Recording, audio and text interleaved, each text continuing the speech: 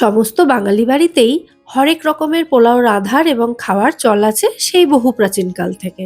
আপনাদের বাড়িতে সাধারণত কোন কোন পোলাও রান্না করা হয় কমেন্টে জানান দেখি, সবকটা আমি চিনি কিনা। আজকে আমি বানাচ্ছি মাওয়া কেশরি পোলাও।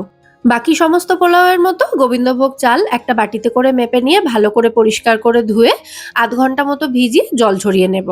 এদিকে একটা বড় পাত্রের মধ্যে ঘি এবং তেল দুটো মিশিয়ে গরম করে নিয়ে তার মধ্যে বেশ খানিকটা কাজু কিশমিশ দিয়ে ভেজে তুলে নিচ্ছি।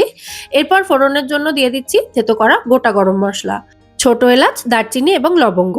ফোড়নটা ভালো করে ভেজে নিয়ে ফোড়নের মিষ্টি গন্ধ বেরোতে শুরু হলে এর মধ্যে 1 টেবিল চামচ গ্রেট করা আদা দিয়ে আদার কাঁচা গন্ধ চলে যাওয়া পর্যন্ত ভেজে নিচ্ছি। এরপর দিয়ে দিলাম এর মধ্যে ভিজিয়ে জল ঝরিয়ে রাখা গোবিন্দভোগ চালটা।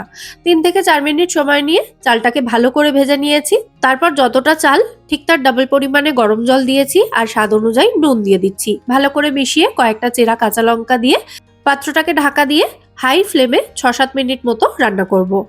জলটা এখন অনেকটাই টেনে এসেছে পোলাওতে। এরপর দিয়ে দিচ্ছি ভেজে রাখা কাজু কিশমিশ আর তার সাথে দিয়ে দেব খোয়া ক্ষীর।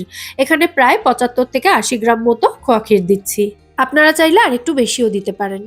এরপর সমস্ত উপকরণ খুব ভালো করে নাড়াচাড়া করে মিশিয়ে দিয়ে ওপর থেকে দিয়ে দেব কেশর ভেজানো জল। আপনারা দুধে কেশর ভিজিয়েও দিতে পারেন এখানে। এরপর কিন্তু আর নাড়াচাড়া করব না, পাত্রটাকে ঢাকা দিয়ে একদম লো ফ্লেমে 10 মিনিট মতো রান্না করে নিয়েছি।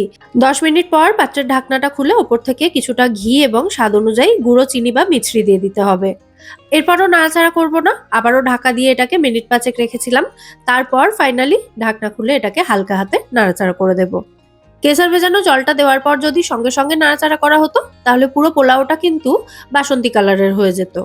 আর বেশ খানিকক্ষণ রেখে দেওয়ার ফলে যে চালগুলোতে কেশরের জলটা লেগেছিল সেই চালগুলোতেই শুধু কালার এসেছে। ব্যাস রেডি মাওয়া কেশরি পোলাও। কেমন লাগলো রেসিপিটা জানাবেন। ভালো লাগলে লাইক, শেয়ার, সাবস্ক্রাইব করে নেবেন। সবাই খুব ভালো থাকবেন। টাটা।